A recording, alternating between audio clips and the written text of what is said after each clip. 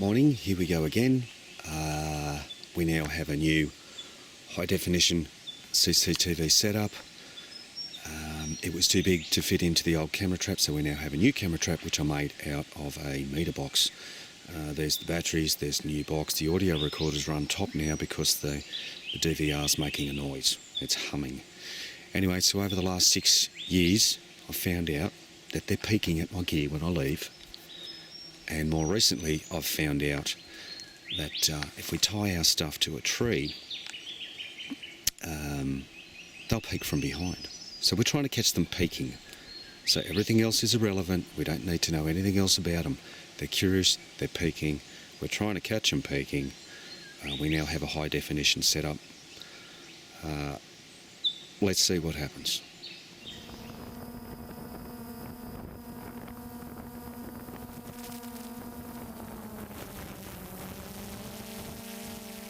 Nothing on the plot watchers except for something in the background at 1 PM on the last day, low to the ground.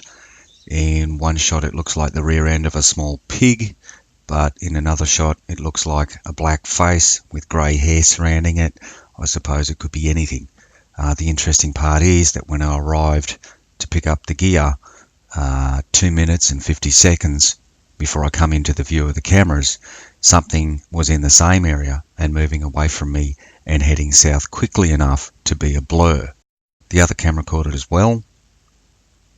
Now, having learnt from the past, I now always record my entry back into the area and picked up something storming off down the hill. You can't hear it very well. It didn't sound heavier than myself, but was snapping branches, and as it ran there was also a heavy stomp.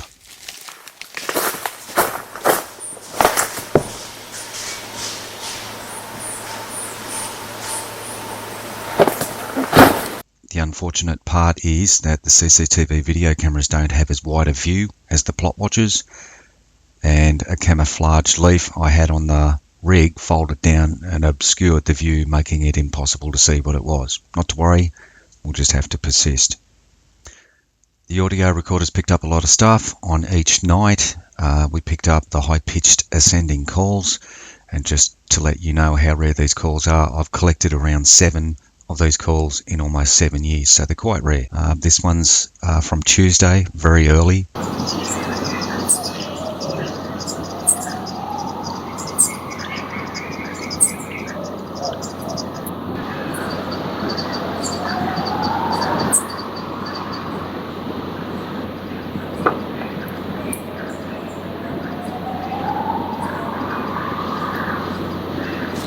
On Wednesday morning we collected some barking, so I would say that there's 2 different species in the area.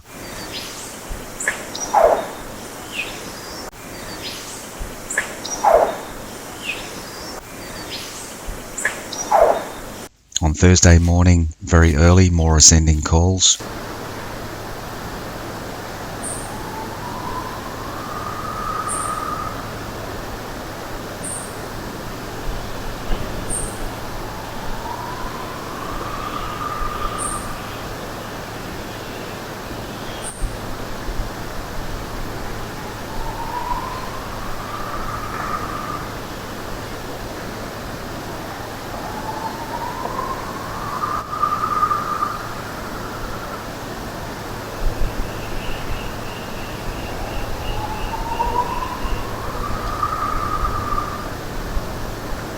On Thursday at dawn, some more barking, not very clear, but still important enough to show you.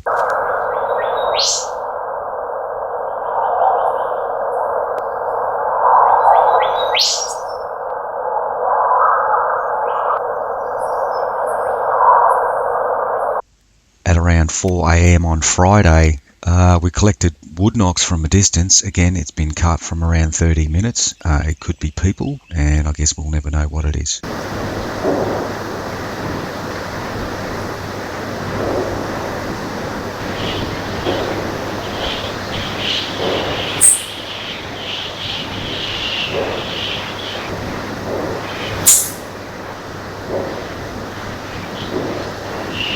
On Friday, we collected more barking and vocalisations.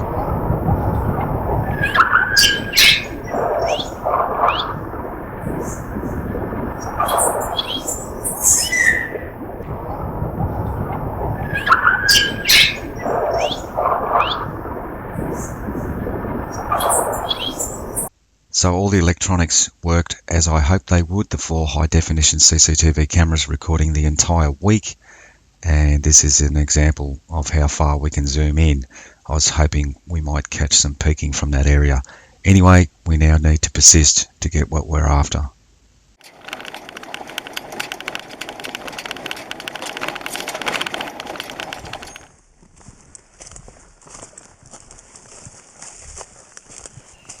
Well, here we go again. We're in a new place. I've never been here before. I've decided to put the gear in much thicker forest from now on, and that's to stop the camera trap from being viewed from any great distance. This is going to help to a certain degree. Anyway, everything seems to be working fine. Let's see what happens.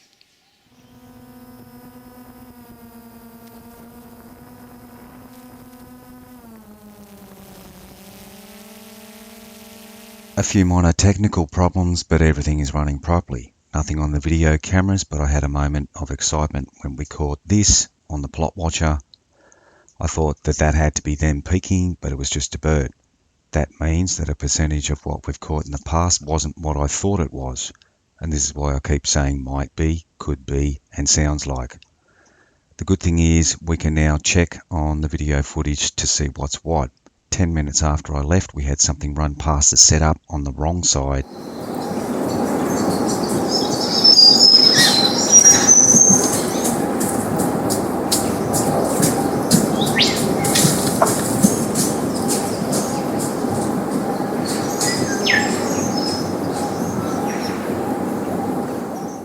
Now when wallabies are in the forest grazing, they only seem to take a small number of hops to get to the next piece of foliage. I don't know why it is, it just is, and we've caught them doing it 5 times on video. Whatever that thing was, it takes 35 steps in one hit. Here's a chart showing all the wallabies we've caught on video and how many hops they've taken. On average, it takes 136% more steps than a grazing wallaby. This is its impact weight compared to all the wallabies, but on average has a 108% heavier impact. Its stride length is within range of a wallaby, but on average it's 19% shorter. Whatever it wasn't acting like any wallaby, and nothing on the cameras. We had 2 visitors on Monday morning around 7 a.m. One comes in, again on the wrong side, followed by another visitor coming from the same direction.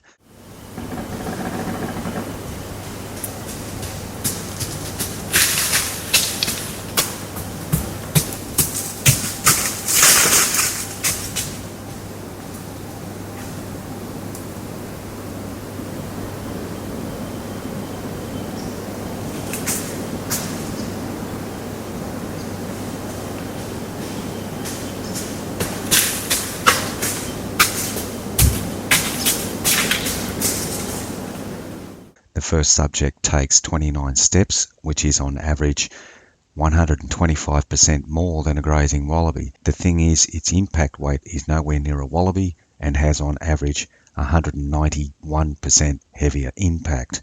Subject number 2 takes 23 steps in a row, which is on average 110% more than a wallaby grazing. Again, the thing is that the weight of its impact is far greater than a wallaby and is on average 190% heavier, which is interesting because the 2 subjects are within 0.3% of each other, which means that they're almost exactly the same weight. I'm going to have to do another walk test at night, take some measurements and see if we can't find out how heavy our subjects are. We collected a recording of a possum being killed or mating. The interesting thing is that there's wood knocks included with the audio.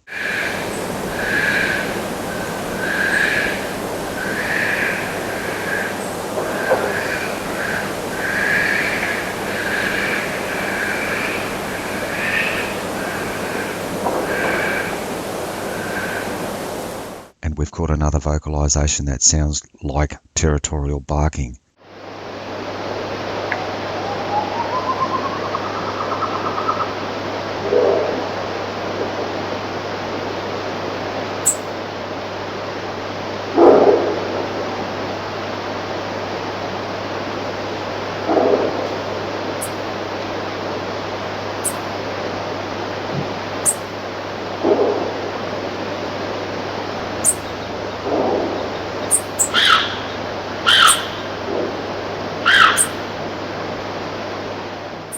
My cousin came over, he's out in the forest a lot doing wildlife surveys, and I showed him the audio and he said he'd heard it before and it was just a wallaby.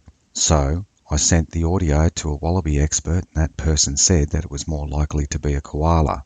I've removed the names to protect these people. So I sent it to a koala expert who said that the vocalization does sound like it could be a koala, but passed the recording on to someone more knowledgeable.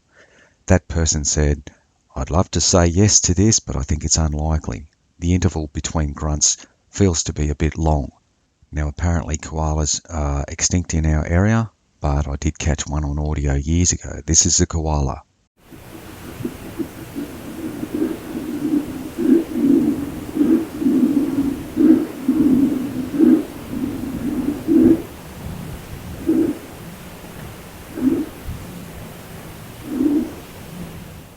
I also caught some audio once which I thought was a yowie, but it sounds exactly like a kangaroo.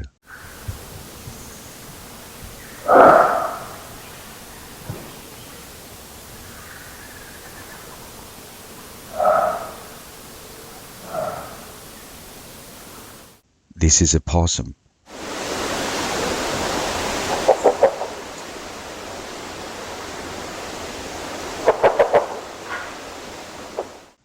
So it's not a wallaby, it's not a koala, it's not a kangaroo, it's not a possum. So what is it?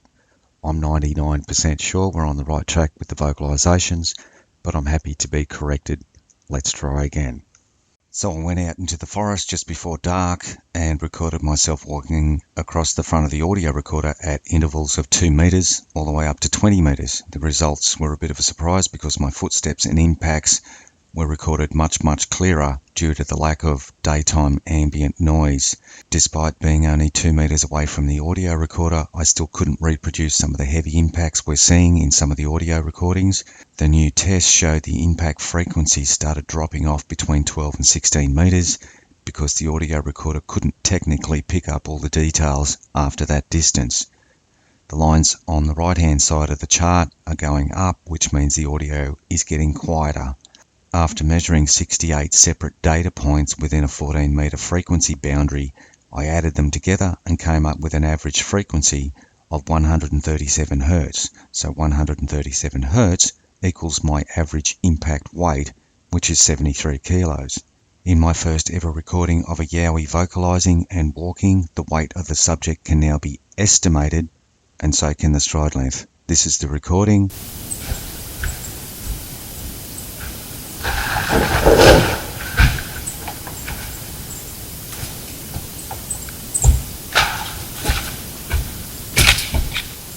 According to the new equations, the subject is around 6 foot 5 inches tall and weighs around 198 kilos or 436 pounds. This is 2.7 times my own weight, which also adds up to me because the first one I saw looked to be at least 3 times my size. I did check this with the scientist, but he hasn't replied yet. I collected some kangaroos on the trail cameras and 3 more wallabies out near the power lines. After making measurements between myself, the wallabies and the kangaroos, I found that they aren't giving a true impact of their weight, and I now know that this is because of the way they hop. It's like they touch down or their impacts are dampened, giving us a false reading of their weight.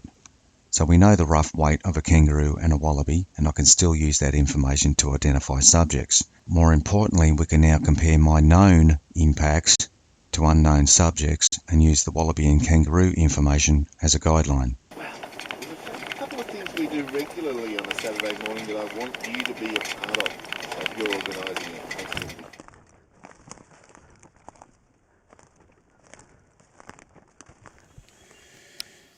Morning, here we go again. We're in a new place, I've never been here before.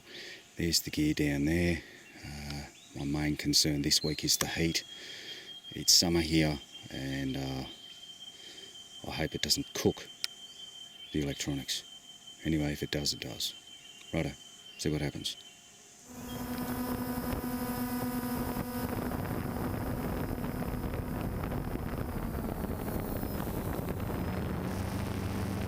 Although the CCTV system is working very well, we can't seem to get what we're after. I still think they prefer to approach from behind the trap, But if there's thick bush on one side of the trap, then they'll approach from that side because there's more cover. 30 minutes after I leave the area, one of them comes in and protests at my gear being left behind.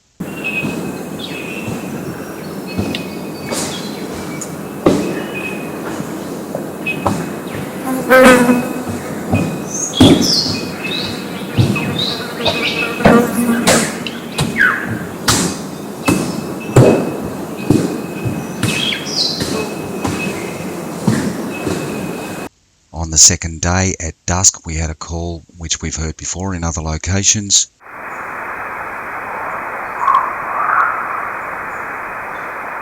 On the third day at dawn, we collected a call that I haven't heard before, but it sounds pretty interesting.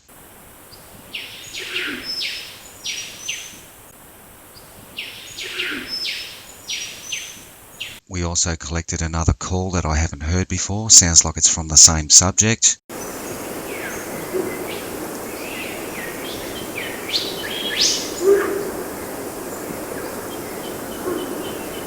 On the third day at midday, we had a similar call to the ones we've collected before.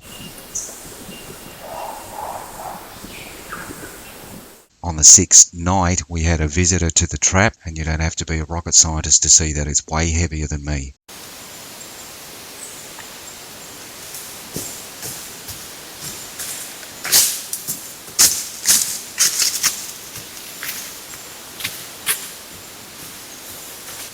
According to the new statistics, the subject's stride length is 12.9% shorter than mine and has a 72.9% heavier impact than myself.